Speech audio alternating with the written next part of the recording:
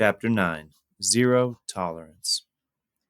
The coaster looked like a replica of the kamikaze roller coaster I rode last night, back in the amusement park where people didn't get killed, or, at least, didn't get killed on purpose. There were two major differences to this coaster, however. First, there was only one seat in each row, not two. Nobody rode with a partner. On this kamikaze, everyone rode alone. Second, the steep climb didn't stop where it was supposed to. It just kept going up into a bright blue sky speckled with clouds. I looked at my watch again. 4:15. Still long before dawn in the real world. As with all the other rides, there were a dozen or so kids weaving through the maze of the line. They didn't see each other. They didn't see anything but the ride. It filled their minds and spirits. They were already owned by this place and didn't know it. By the time I reached the front, the train was full. The ride operator was standing in front of a huge lever that grew from the ground. He had a sick leer on his face, like he'd just done something he wouldn't tell his mama. He also had only one arm, his left one, which was strong and muscular. I assumed from working this lever since the beginning of time. "Room up front," he said to me, and let out a noise that was something between a giggle and sucking up snot. I took another look at the train. Like I said, it was completely full. "Sorry, Lefty. Guess I'll have to ride the next one." The guy looked at the kid sitting in the front car and grabbed him by the front of his shirt. With a single tug, he launched the kid skyward. I never actually saw that kid come down. "Room up front," Lefty said again, and smiled that "I got bodies in my freezer" kind of smile. "Yeah, funny. I didn't notice it before," I said, and took my place. "Okay, I'm ready for this," I told myself, as if thinking it would make it so. Just a few minutes ago, I was full of piss and vinegar, and my mom would say, but now I was just about ready to let loose some of the first ingredients in my genes. Did it have to be a roller coaster? I pulled down the safety bar, but it kept popping right back up. "Hey, wait a second!" "Too late!" Lefty grabbed the huge lever, hauled on it, and away we rolled, cranking up the insanely steep climb toward a wind-swept sky. It took at least 10 minutes to reach the top. My hands were freezing as I tugged on that stupid lap bar, which still refused to stay down. The peak rose above the clouds, and beneath it, a massive lattice of wood dropped out of sight to the ground, which looked like it was a mile or two below us. In the world I came from, no one could build a structure like that. But here in Cassandra's worlds, there were all sorts of mystical feats of engineering. My heart sped up, aching in my chest. What would the ride become once it began its first drop? Maybe it's just a roller coaster, I tried to tell myself. A really, really big roller coaster. As we reached the peak, I turned to see the kids behind me putting their hands up in the air. That's when I noticed the clouds below weren't just random shapes. There were faces in them. The drop came into view as we crested the peak, and then the train began its fall. My teeth rattled in my skull, and my brain felt like it would come loose in my head. We were not just being pulled by gravity, we were accelerating faster than gravity could possibly pull us. I felt the skin on my face stretched by G-forces as we dove into the clouds. And then, things began to change. The ride began to take on its true form. The little space for my legs stretched as it had in the bumper cars, but the dashboard in the front of me didn't expand into the dashboard of a car. It became an instrument panel with dozens of knobs, buttons, and screens. A glass canopy grew over me, sealing me in, and the clatter of the track changed pitch, becoming the whine of an engine. A stick with two handles grew from the floorboard, and when I looked to the side, I could see wings stretching out from under me. Wings with a bright red spot painted on each one. This was a plane, and I was flying it. I tried to crane my head around to see the kids behind me, and I saw enough to know that the train had broken into parts, into 12 separate cockpits. I was alone in my own propeller aircraft, the first in a line of a dozen planes plunging down through the clouds. I flashed on an image of my American Airlines ticket to New York, tucked so peacefully away in my desk drawer back home. All of a sudden, an airline meal and an in-flight movie didn't sound so bad. Okay, okay, I told myself, trying to rein in my panic. So I'm flying a plane. I can do this. So what if I've never flown a plane before? So what if hundreds of people die every year in air disasters? I can figure this out, right? I read all the markings on the instruments and figure out what they all do, right? Well, maybe not, because everything was labeled in Japanese. That's when it occurred to me exactly what kind of plane had big red spots painted on the wings, and why this ride was called the Kamikaze.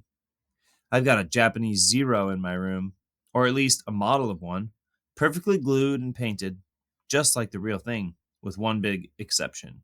The Zero in my bedroom wasn't about to kill me.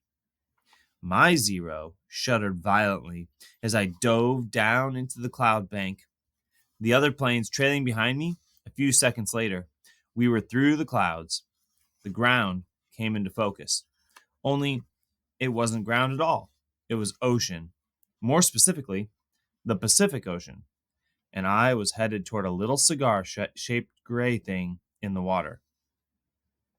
It only took a moment for my brain to get up to speed and adjust for scale. The little gray thing wasn't so little after all. It was far away, but getting closer. It was, in fact, a battleship.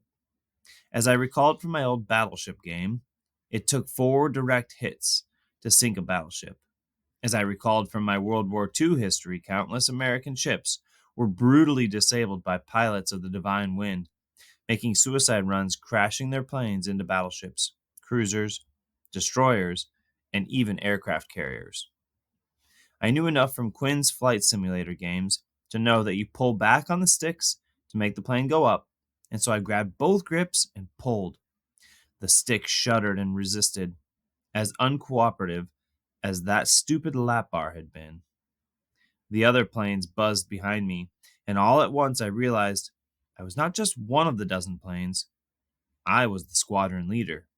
They were all following me to their doom. Once more, this place had tapped into my secret fears: fear of flying, fear of falling, but even worse than that, the fear of taking everyone down with me. The battleship swelled before me as I dove toward it. Now I could see sailors scrambling on the deck, manning their big guns and firing in my direction. They say when you're about to die, your life flashes before your eyes. But that's not quite right. It isn't the flickering of life's events that strikes you. Instead, it's the sudden realization of what your life has meant. Your whole life is captured in a single image that tells you who you've been. The image that came to me now were those stupid models hanging in my bedroom. The Zero, chased by a P-40, frozen in a pretend dogfight dive. That was my life.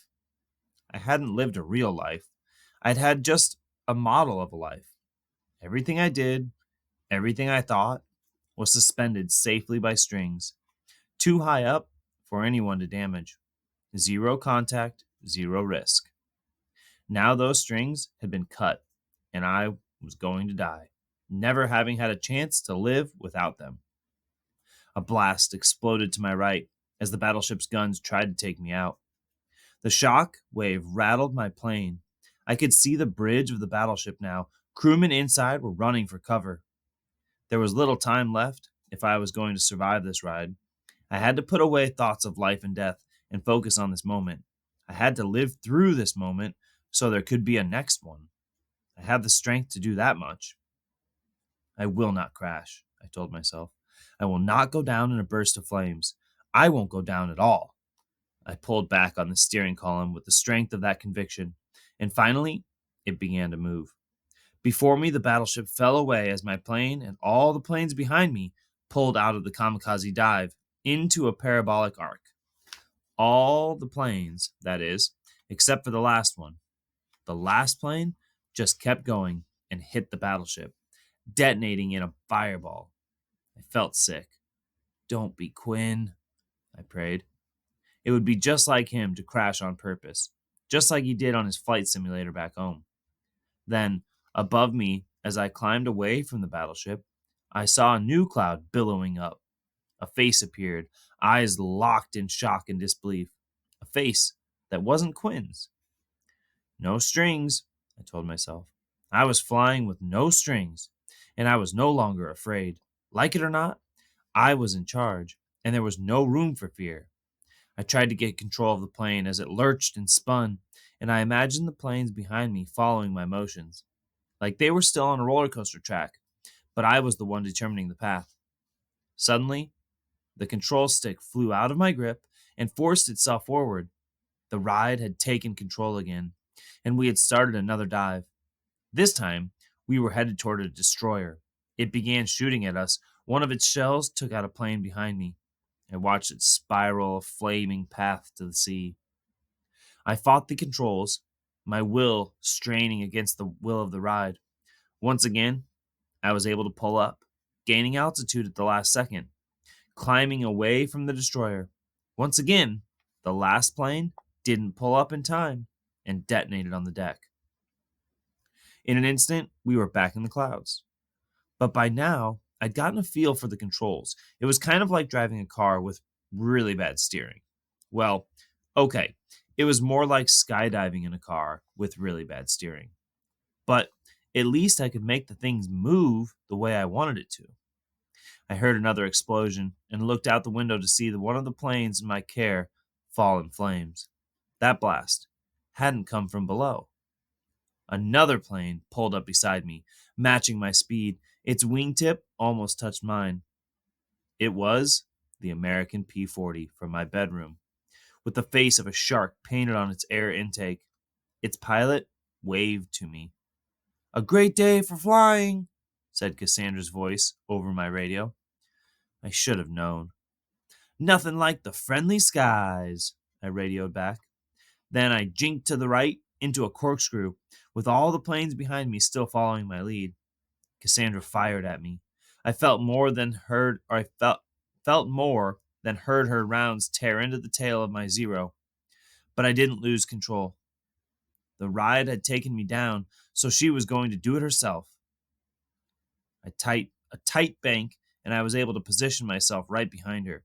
It didn't take a Columbia scholarship to figure out how to fire my machine guns. I let them rip, tearing into her wings. The damage wasn't enough to take her down, but it was enough to let her know I wasn't going out without a fight. "You're shooting at an American plane," her voice cackled over the radio. "How unpatriotic." "Sorry, I don't speak English," I told her. "I'm a Japanese pilot." She pulled her plane out of sight, and I wasn't sure where she was until I heard her machine gun fire. The plane right behind me fell away, plunging to the sea, trailing a plume of smoke. I dove, banked, and spun to get away, leading the remaining planes out of the path of Cassandra's guns. She fired again, but missed this time. "You're a fantastic squadron leader, Blake. This ride has never been so exciting." She stormed me from above, leaning on her guns, tearing up my right wing. "You're a true warrior," she said. "There's no greater challenge than a survivor." No one has ever called me a warrior before. At any other time, I might have felt full of myself, but this wasn't any other time.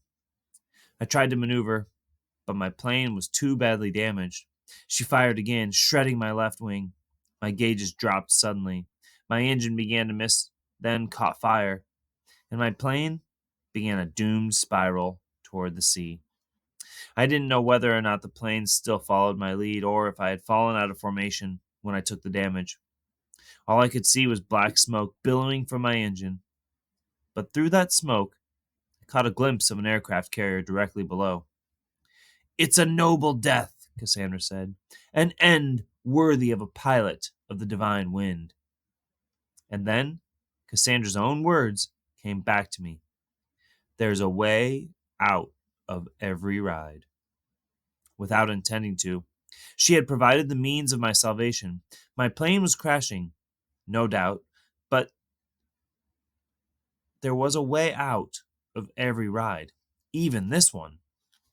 The cockpit smelled of gasoline and smoke, and a bitter taste filled my mouth, like I'd been chewing on rubber. The engine had stopped completely. I looked frantically around the cockpit for a way out of the ride, pounding on the canopy, searching in front of me, below me, behind me. I was disoriented and dizzy from the spiraling of the Zero, but I wasn't going to give up. Goodbye, Blake. And she sighed, as if sorry to see the hunt end. It was worth the risk to bring you here. There was a way out of every ride. A way out of every ride, I chanted to myself over and over. 100 knobs covered the dashboard, but I had no idea what they did because they were all marked with Japanese symbols. Except one. Seconds from impact, I spotted it. The ride symbol was right there on a little button, hidden in a corner of the instrumental panel. Ha! I didn't wait to think about it. I hit the button. Boom! The canopy tore open. My seat ejected into the sky, and the plane crashed into the tower of the aircraft carrier. Shrapnel from the explosion shot past me. The heat singed my eyebrows. But I was out. I was out and rocketing skyward. No strings, no ceiling to hang on from. I'd been cut loose, and I was still alive. I was a survivor, and nothing had ever felt so good. Your own words saved me, Cassandra. Who's the winner now? A hole opened up in the sky like the iris of a camera, and I shot through, out of the world of the kamikaze.